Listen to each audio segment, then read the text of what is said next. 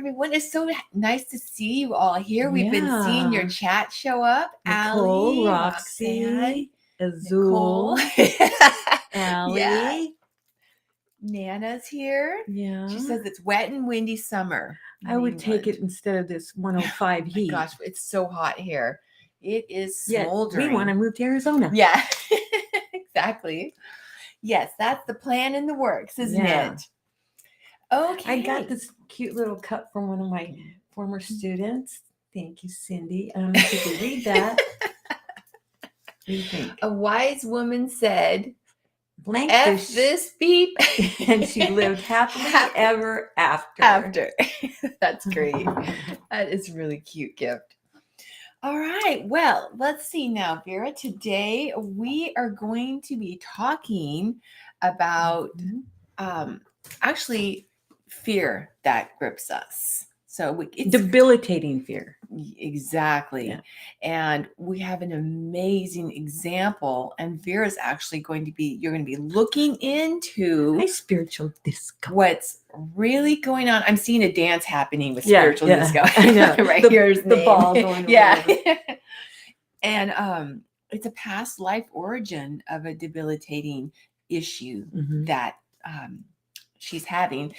And then another example. And so we wanted to share that. And also, just so as you know, if you have any super chat questions for Vera, if you have any ailments that you're going through or a fear or a health issue and you don't know where it's coming from, or you want to look into your future with the question, you can ask Vera. We have super chat. And we actually had someone ask how to do that. You just click on that little $sign in the chat there, and then you just kind of walks you through. But it really helps to support our channel so we can stay on the air. Yeah. Okay. So Vera, your specialty is past lives and it's psychic ability. And you had a question come in that is about physical issue. Physical issue. And it's at first people might think this is silly, but it really can cause issues. But one of my clients has a problem with going to the restroom in public. I mean, I don't mean, like pulling your pants down, squatting in public. This is going to a public place to use the restroom. The bathroom, They can't do it. They can't go to the bathroom. And that's not even number 2. It's number 1. And that is so awful. Yeah. I mean, it can be painful. Yes. And it can really be limiting in our life. And you can have accidents. Right. Exactly. So it does cause issues, especially if you have to run home and go to the bathroom and come back to your event. Yeah. It's like, how do you do that? Exactly. So, excuse me. Talk amongst yourselves. Selves, okay. You got boogies? No, it's like I think I'm having allergies right now. Oh, yeah. It's prevalent right now. So anyway, this is coming from a past life. And it's, and you can, from the past life, you can understand why it's to that point that they just can't do it. So do you guys have any kind of issue where you can't do something in public?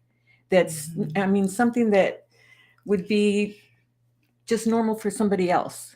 Yeah, like even speaking in public, like in front of a group of people, that's a big fear for a lot of people. A lot of people. But that maybe not necessarily will stop your quality of life. It can, because you're not able to speak in public. But if you can talk to your friends and family, that's not a big deal. Right. But when you can't go to the bathroom. Yeah, I mean, that's basic survival. Yeah. There's things we have to do: breathing, eating, going to the bathroom, sleeping. So this is very important. Yes. It really would hold somebody back. Yeah. So this young lady, it was a past life in Ohio. I don't know where, Ohio. Really? Is where it happened. And it was in the late 1800s kind of thing. And her family had migrated to Ohio because of her father was really looking to be a farmer. Oh, okay. Yeah. So that's what they did. He decided that that's what the family is going to do. So it was, farm life. kind of after having to travel there and all that good stuff. But then there was this carnival that was going to come into town that is like the very first time that it ever came, because they're so remote, where they lived. And she was just so excited. How old was she? She was probably like 12, something So like she that. was a little girl. She was a little girl, and it was a big family, and she was like right smack dab in the middle. Okay. So there was a lot of kids, and the father let them go, because they were so excited. Right. And he was a very loving, she had a loving home, very religious. Okay. Very religious, to the point where they were so sheltered that she trusted everyone. She thought everyone was like her family. Oh. Now, this particular carnival or Wicca's thing wasn't one of the best. Okay. A lot of the people that were employed there were running from the law, or they weren't that great of human beings. Oh no. They were just moving and moving and moving kind of stuff. So she had to use the restroom. Okay. And I don't know what kind of facilities they had back in the 1800s. I don't know. But there was like a wooded area close to where the thing is. So she went there, and she was going to ask her family, but everyone was everywhere.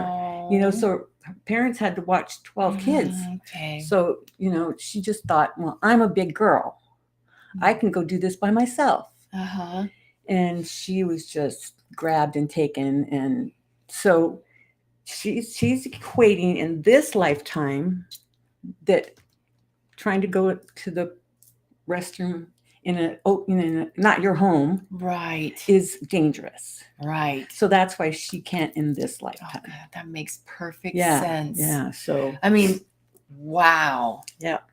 No wonder. Exactly. And that's where sometimes doctors or psychologists or what have you cannot figure out what is happening with our body or with where we're at. Exactly. And it's a spiritual piece of the puzzle that makes so much sense. Yeah. And it's a part of our soul's journey, what happened during that past life. Exactly. So that cell memory can just be so gripping. But the amazing thing is that now that you have told her this, that's the beginning of how we can help ungrip ourselves, take that fear and just dissolve it. And yes, Sharon, this was the life before this one. So it's tantamount more, emotional because of that. Oh my gosh. But she dragged herself out of the woods and was eventually found. Oh, she was, but she was. Well, they left her for dead. But she made it. She dragged herself to, the road kind of thing, and she was taken home. But the bad part about that, because it's kind of like a double whammy, because the father and mother kept asking her what she did to provoke. Oh, so it was kind of like, what did you do? How could you do this to us, kind of thing? Because it was to them defiled, Right. So, so she had to deal with that on top of what was done to her. Exactly. I mean, talk about emotional trauma. Right. So she was blamed for it, by people that she loved, but they were going by their religious beliefs, right. They victim shamed her for real. Right. So, but you died of internal injuries. She's probably not watching, but. Right. Yeah. Wow. Yeah. So she eventually died, but that's the trauma that she did not rectify in that lifetime, because it was so quick at the end, kind of thing. Right. And not only that, but one of the worst parts to that too is that being a child and being so enveloped in that religion, she must have absorbed the guilt of it. Like she deserved it because she did something wrong. and she was purely innocent. She was just going to the bathroom. Yeah. Or trying to.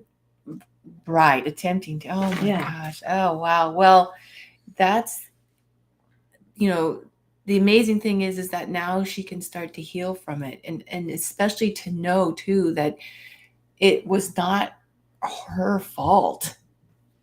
That's the thing about victim shaming. We absorb that guilt, but and that's the thing too about learning that when we come from the other side and we chart the experiences that we're going to go through in life, there we are intact. Our power is fully intact, right?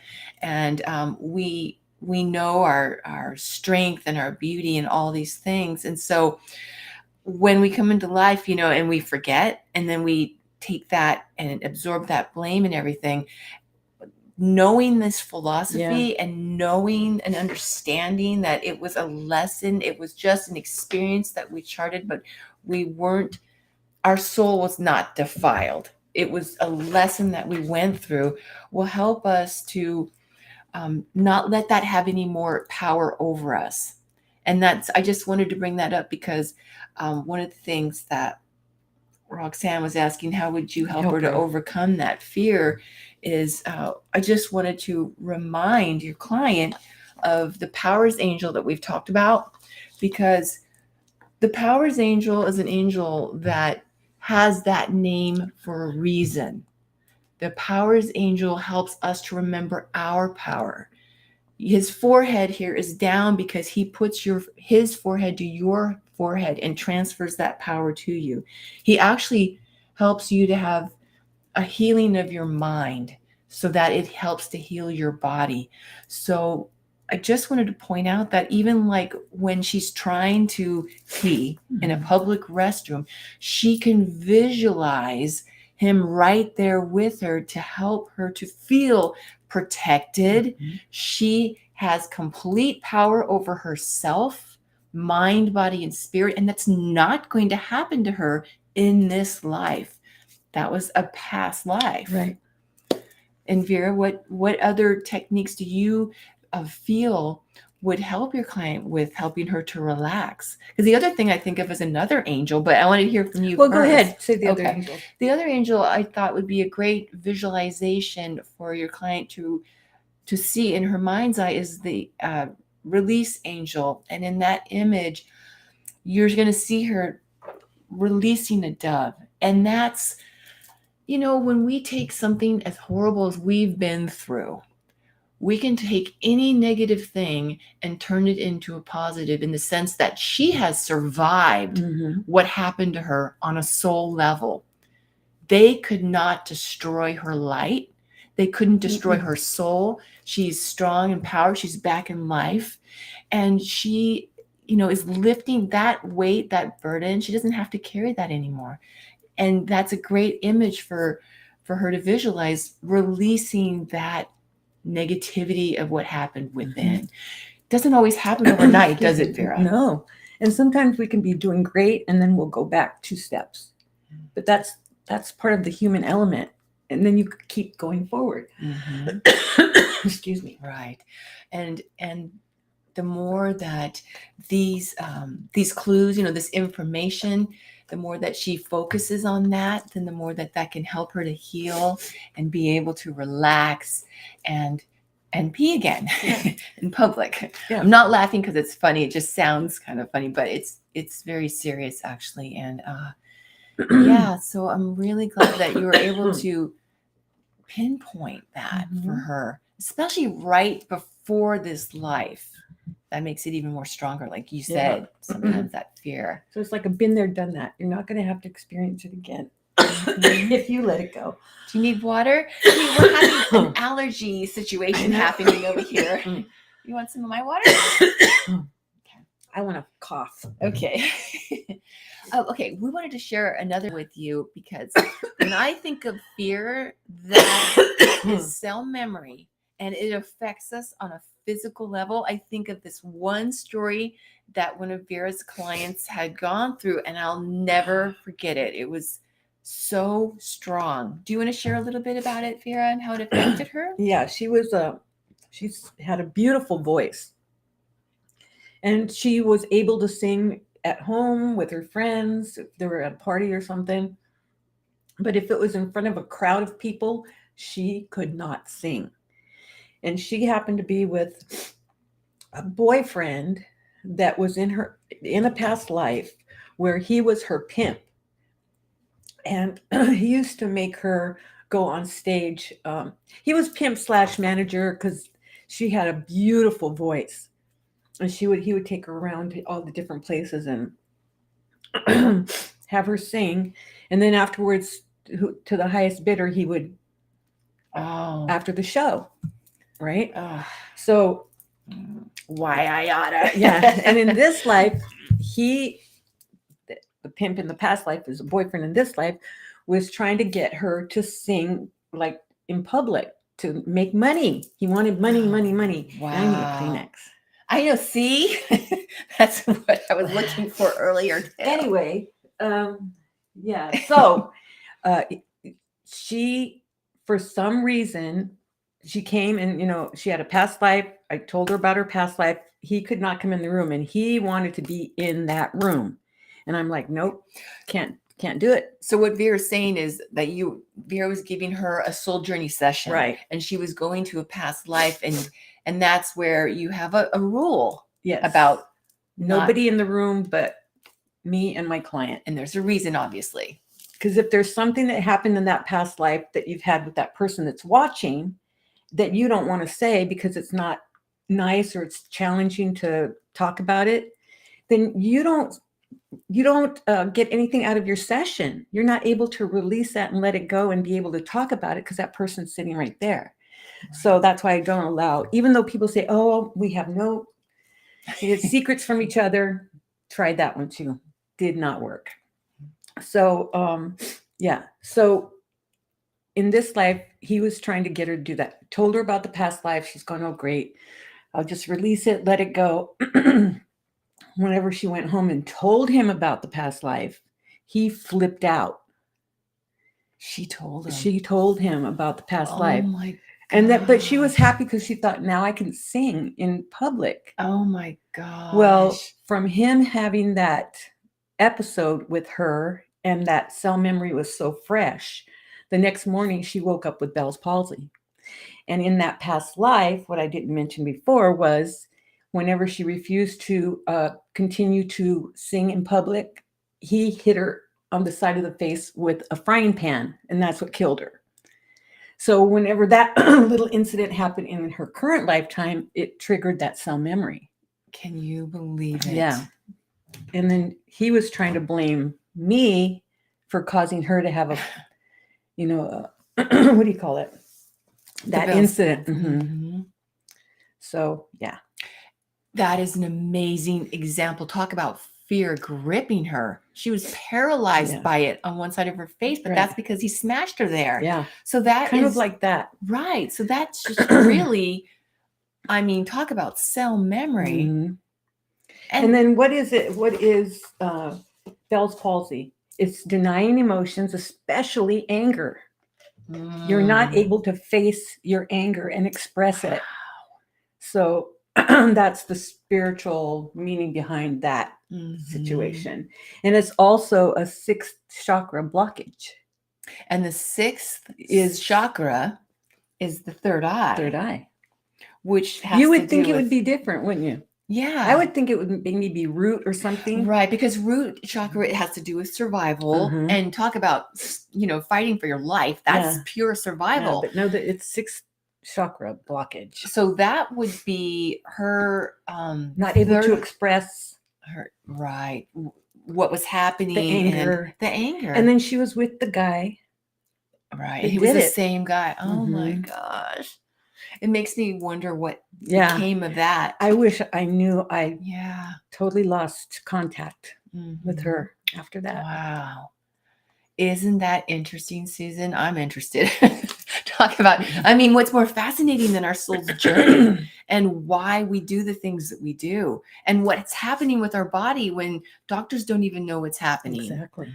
That's why we need you, Vera. Yeah. Yeah. Wow. Yeah. So that's, Isn't that it has a lot fascinating? of, how do you say it? It feels so real because we experienced it before, especially if it's the Right. prior life. Yeah. Yeah. I'm fascinated with the fact that she told him, Mhm. and that did not go over well. Yeah. And I could, whenever she was calling me, he was screaming on the other side of oh the my phone. gosh, well, that wasn't your fault. Wow. He was mad at you. I wonder why. Gotta blame Revealing that someone. one. Yeah. Yeah, hopefully she is, and she's able to sing. She had a beautiful voice because she sang for me. She did? Oh, wow. I mean, not a whole song, but you know what I mean. Right. I was trying to scroll up here because we saw some fears up here. Let's see. I saw one up here. I could have sworn, but maybe I'm wrong. I hate speaking over the phone to people I don't know. I avoid it at all costs. So it's interesting how we all have our own little idiosyncrasies. How do you say Yeah. that? Idiosyncrasies. And this one is interviewing for a job. Was born with a couple of disabilities, and I became stronger though by the years. Of course, yay, Oh, team. see, isn't that great? Good. It doesn't for matter what your you, family Dusty. thinks; it's what you think. I know it does. Mhm. You know, we want our family to be proud of us and everything, but if they're not, that's okay. You be proud of you, Exactly. and we're proud of you. Yes. Wow. See? And it was very interesting too. One of the things Yeah, I and wanted Lori to got mention bit. was That's why. she's where? From a snake. Oh my gosh. I was pretty young, so I must have got that from a past life. Mm-hmm. You were right about that. That does happen. I've heard a story about the snake in the toilet. Oh, my poor mother. You have to tell them. You have to tell. This was in Tucson, Arizona, where I was growing up. Oh, God. It was in the middle of the night. It was like early in the morning, I guess 3 or something. I don't know. It was still dark. But all of a sudden I hear my mother screaming. And I'm like, you get up and like, what's going on? And there was a big rattlesnake in the toilet.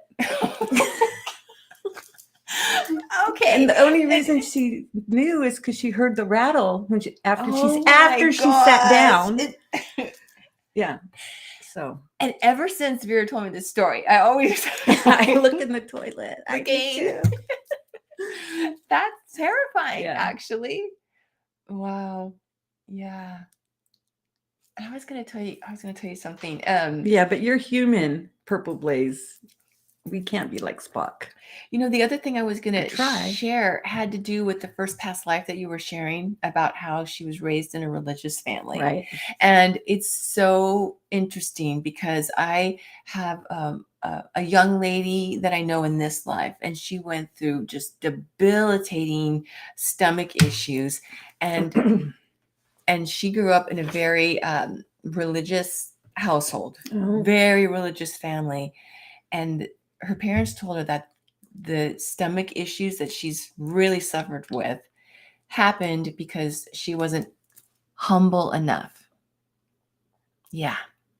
And so the hard thing is when the person believes it. But that's our test, right? We chart to have whatever family or background or religion or whatever, kind of thing to overcome. And so, but it was just, it just reminded me of that when you said that. And that's another part that we have to overcome too, is finding our worth, and also that we don't deserve bad things.